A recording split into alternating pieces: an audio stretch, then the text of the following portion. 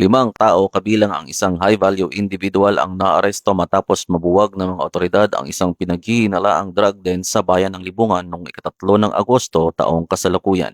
Sa pagpapatupad ng search warrant, nakumpiska ang tinatayang 95.12 grams ng hinihinalang iligal na droga na may standard drug price na 646,816 pesos.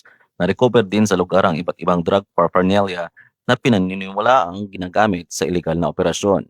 Ayon sa mga otoridad, isinagawa ang tamang pagmamarka at inventaryo ng mga nakumpiskang ebidensya sa harap ng mga kinakailangang saksi alinsunod sa umiiral na mga legal na alituntunin. Pinuri naman ni PRO12 Acting Regional Director, Police Brigadier General Alan B. Manibog ang maayos na koordinasyon ng mga operatiba na naging susi sa matagumpay na pagkabuwag ng nasabing drug den. Sa kabilang banda, patuloy na paiigtingin ng PRO12 ang kampanya laban sa iligal na droga bilang bahagi ng layunin nitong mapanatili ang ligtas at mapayapang pamayanan alinsunod sa hadikain ng bagong PNP para sa bagong Pilipinas. Serbisyong mabilis, tapat at nararamdaman. Mula dito sa Police Regional Office 12, ako ang inyong PNN correspondent, Police Corporal Jose Doliano III, alagad ng batas, tagataguyod ng Balitang Pulis.